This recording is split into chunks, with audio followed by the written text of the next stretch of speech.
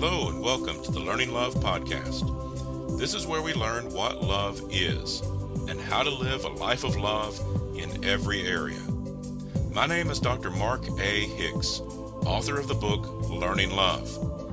Love can be practical, tangible, and a realistic life for everyone, regardless of your relationship experiences so far.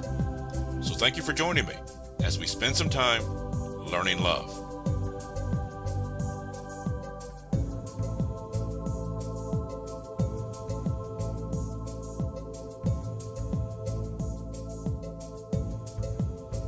Love is the answer. Now all we have to do is explore all the questions. And today's question is, what about closure? Part of the journey of love is dealing with heartbreak. It's not what we want to think about, but the reality is sometimes people we love will pass away. Grandparents, parents, maybe a spouse, and God forbid, even children sometimes die and leave us with that heartbreak. Or maybe the passing of a close friend. Someone that means something to you leaves this temporary world we live in. And it's heartbreaking. It's something we have to deal with. But that's not the only kind of heartbreak we deal with in the journey of love. It can be a divorce, breaking up with your romantic partner. Maybe there's been betrayal in a friendship and that friendship comes to an end. When relationships end, it's going to hurt. And it causes us to seek that sense of closure. How do we wrap this into a place where we get our minds around it, where we deal with it, and we can come to a sense of closure that we've dealt with it, we've put it behind us, and we move on with our life? That kind of thing can also come from losing a job, whether it's being laid off or maybe you left the job voluntarily, but you didn't want to. Or maybe you felt like you had to because it was a bad circumstance, but you were hoping for so much more from that job. And there's some hard feelings about leaving, even though it was your choice. All of these things lead us to a place where we seek closure, where we want to have a sense of peace about the decision or the circumstance or what happened in our life. We can wrap this up in a way that we feel okay about moving on with our life. It's never okay that these things happened, but we want to be able to move on with our life in a healthy and happy way. Now, some of these things can happen relatively easy. If we have a beloved grandparent who passed away at the age of 97 after a wonderful, fulfilling life, okay, it's very sad that they passed away. We'll have a sense of loss, but getting our minds around that loss is relatively easy because it's natural. We understand from a young age that's a natural part of life. It's something we all have to deal with. But when it's someone who is closer to us in age, or if it's someone younger than us, or if someone passes away at a young age or under tragic circumstances, we're left with that question of why. Why did they have to die so young? Why did this have to happen? Also, with a breakup, with a divorce, we may know why it happened. We may be able to look at the circumstances that led us there, but we may have a sense of, why did they have to do that? Why did they have to act like that? Why did they have to betray me that way? And there is that desire, again, for closure, for being able to come to grips with everything that happened, get our minds around it, have a sense of peace about it. Not that it's okay that it happened, not that we like that it happened, but we are able to move on from that point because we have found closure. Well, this is a big topic. When we're talking about death and breakups and grief and job loss and all of these different topics, it's a big topic, and I'm not going to be able to cover everything in one short podcast, but we can talk about a couple of important aspects that can give you a sense of what closure is and how to get it. So we're going to talk about a couple of very important things today. We're going to talk about what closure is and how to realistically find a sense of closure. Sometimes we struggle to get it because we're not being realistic, because we don't have a clear sense of what it is we're actually trying to find. And so we're going to talk about the realistic path to closure. And then we're going to talk about the need for specifics. Sometimes we use that word closure, I'm looking for closure, and we have no idea what it really means. What is it that we're really looking for specifically when we say that? We want the feeling of closure, but we don't really know how to go about getting it because we're not being specific in what we want. And we're going to talk about how to get more specific, how to hone in on exactly what you're looking for in order to get the closure that you want in that situation. So again, it's a big topic. It's an important topic. And so let's begin talking about what closure is and how to realistically pursue it. So when something bad happens in our life, sometimes we talk about seeking closure. Now, what we mean by closure is a sense of resolution, a sense of completion, that we have come through this journey, whatever it is, whether it's a journey of grief, a journey of dealing with trauma, dealing with a breakup, dealing with whatever we're dealing with, and we have a sense of conclusion, a sense of resolution.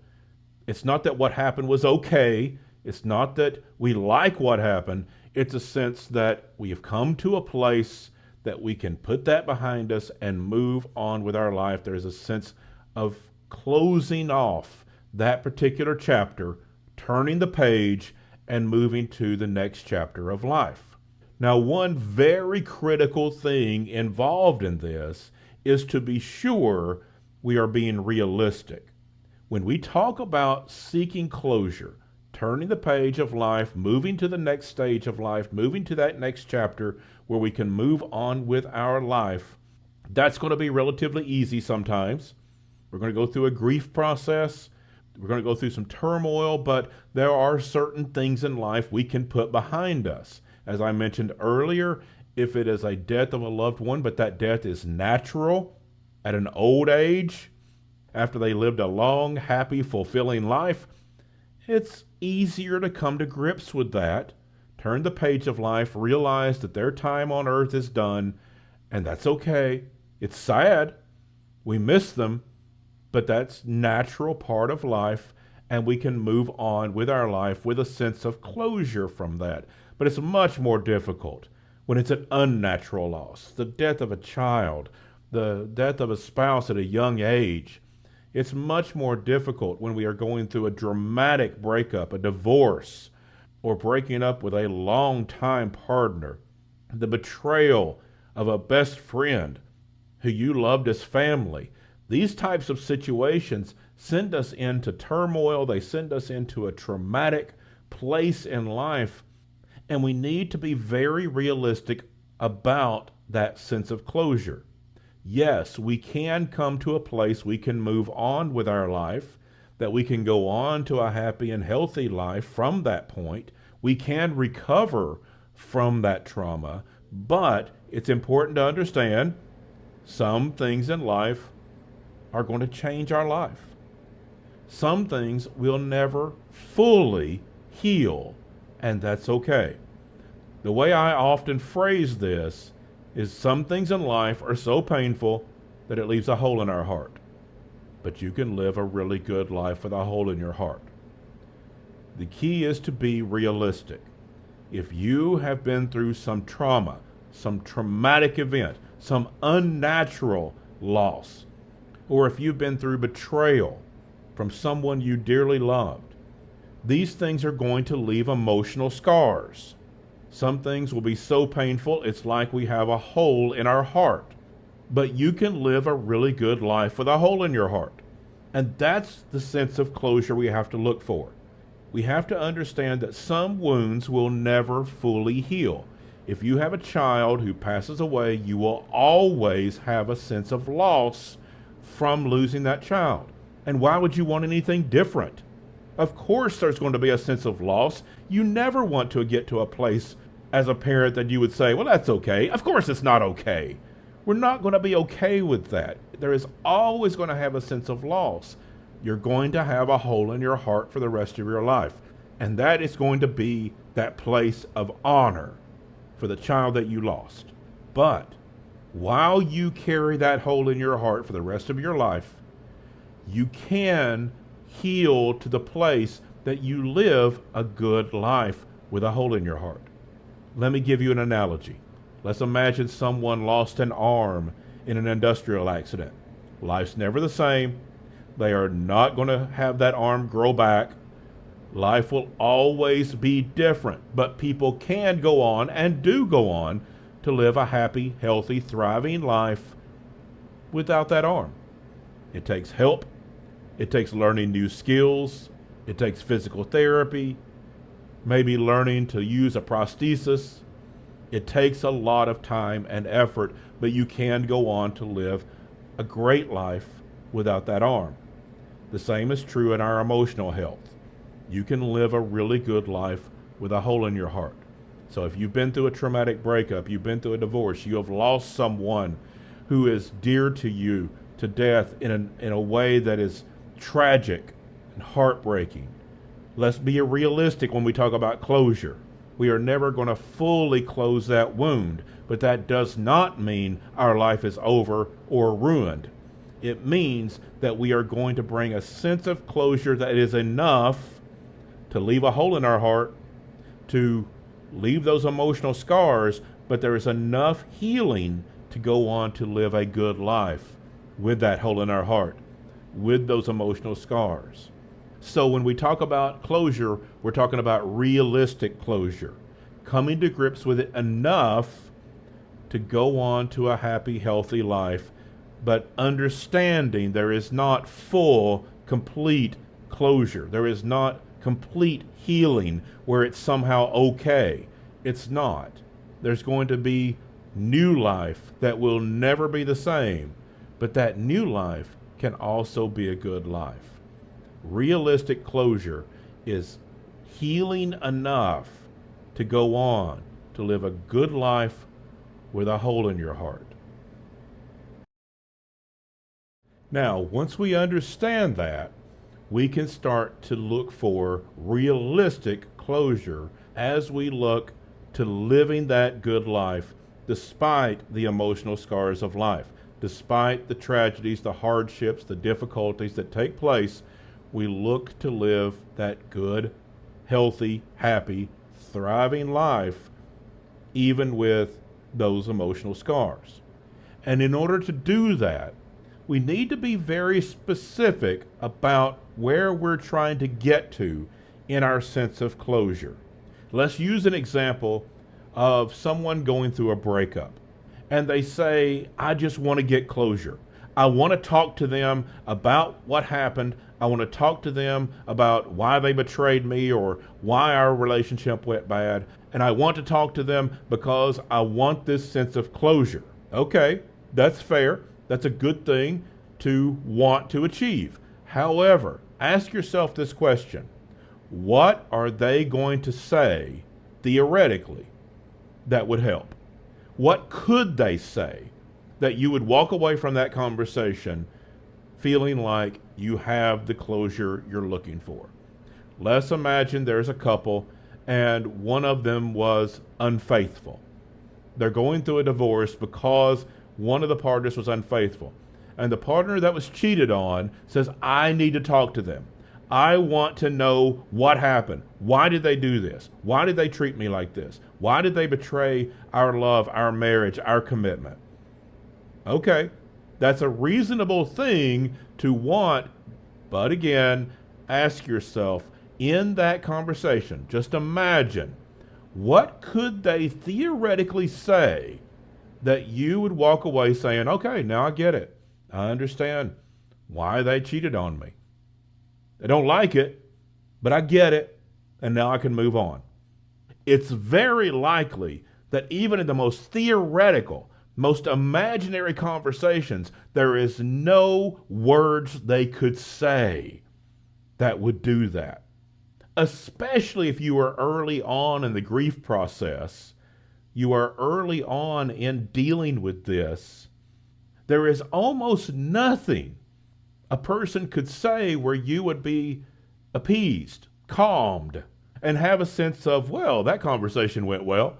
That almost never happens. I can't imagine a scenario, especially early in a breakup, early in that grief process, that you would get the closure you're looking for from that kind of conversation. So be specific. What is it you're wanting? Are you wanting them to give you a reason for what they did that makes you feel better? Are you really going to feel better no matter what the reason was? Is there an excuse they could give you that you would accept and walk away feeling like, oh, now I get it? Probably not. And if there is nothing, even in the most theoretical, imaginary conversations that you can come up with that they could possibly say to make you feel better, then evaluate whether or not that conversation is really going to help. I'm not saying you can't have conversations, that's up to you, but understand if your motivation for that conversation is to try to get closure, what would bring it? What are you looking for? And so many times we walk away from those conversations very disappointed, even more angry, even more frustrated, and with more intense sense of betrayal because we didn't get the closure we wanted. But in reality, there was no way to get it because there's nothing that person could say that we're going to accept. The same is true with a death that is unnatural, that is untimely. And we say, why? Why did this have to happen? Again, ask yourself the question. If you could speak to the angels, if you could speak directly to God, not in a sense of prayer, but I mean words out loud. You could stand before God and use out loud words and hear an audible answer from God. What would make it okay if your child died? What answer are you going to accept that you would say, okay, well, I guess it's all right then? There's nothing that would make that all right. And so don't torture yourself with the question of why. Don't torture yourself wanting someone to give you a reason so that you can get closure. Be specific on what you're looking for, and if what you're looking for is impossible, then don't put yourself through that frustration. Some things happen and there are no words, no reasons, no excuses that will ever be okay. And when that's the case, understand that you're just torturing yourself, leading yourself to more frustration when you start seeking things that are impossible. So be specific. What closure are you looking for? Maybe you're wanting an apology. That might be possible. You might, in a conversation with someone who betrayed you, be able to get an apology. That doesn't mean you restore the relationship. The relationship might be over. The divorce might be happening. But maybe you would just like to hear the words, I'm sorry. Maybe, depending on what kind of person that is you're talking to, that could be possible. Maybe you can get that. And if that helps your sense of closure, great. Things like that, when we specifically say, this is what I want to help me find closure, then we can evaluate, is it realistic? Is it possible? Or is it utterly impossible to get that? If you want an apology from someone who betrayed you, evaluate, is that possible from them? Are they the kind of person that maybe they could do that in a conversation, or are they the kind of person that would never apologize in a million years? If it's the latter, don't torture yourself. If you're wanting closure by knowing why, well, then what excuse would be good enough? What answer to the question of why would make you feel better? And if there's not one, if there's no way anybody could ever give an excuse or a reason that would be satisfactory, then don't torture yourself. Now the question is then, what do I do? If I can't get the answers I want, if it's impossible to get an excuse or a reason that makes me feel better, what do? And the answer is grieve. Grief is a healer. And it's the healer when nothing else makes sense. When the apologies don't come, when the reasons aren't there, when there is no good answer to the question of why, grief is a healer. And it will bring, eventually, that sense of closure, that place that we can accept what happened, even though we don't like it, and we will always have a hole in our heart. We'll always have the emotional scars, but we can move on to a good life. You can live a really good life with a hole in your heart. We're going to keep coming back to that. So evaluate specifically, what is it you're looking for when you say, I want closure? Is it possible? If it is, okay, maybe that can help. If it's not, be realistic about that and understand that you're just torturing yourself and bringing yourself to more frustration by insisting on something that is impossible. And so, when we talk about closure, understand it can come in multiple forms. There's not one path to get there. If we can get the apology that we want, or if we can get our minds around a reason something happened, then okay.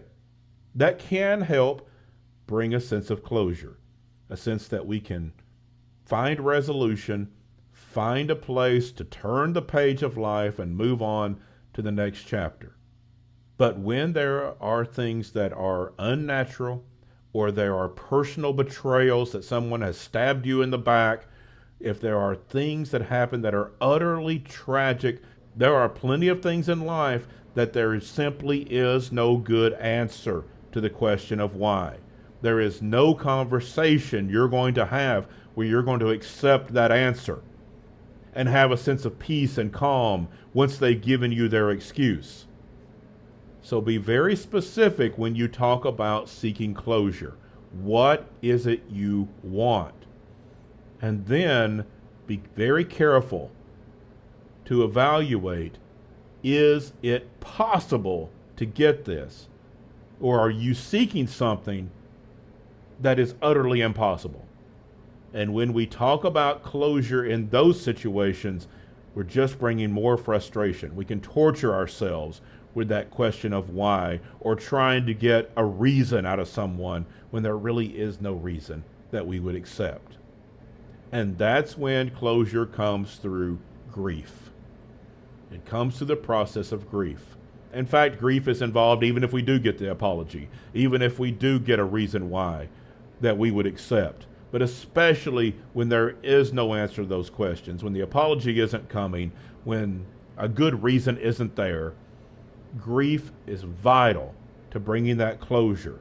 And understand, it doesn't have to be perfect closure. We'll have scars, we'll have a hole in our heart, but we can heal enough to live a good life with a hole in our heart. And as always, get help, get counseling, get a coach, find a therapist to help you through that process. I always say that, and I always will. Get help in this process. You can go on to a happy, healthy, thriving life because you find not perfect closure, but you find enough healing to live that good life anyway. Thank you for joining me on the Learning Love podcast. If you're ready to live your life of love, visit my website, markahicks.com, to get my free ebook, The 5 Components of Love. And coming in 2025, my new book from Morgan James Publishing, Learning Love, Building a Life That Matters and Healthy Relationships That Last. Pre-orders will be available soon. And remember, love is the answer. Now all we have to do is explore all the questions. Love well, everyone.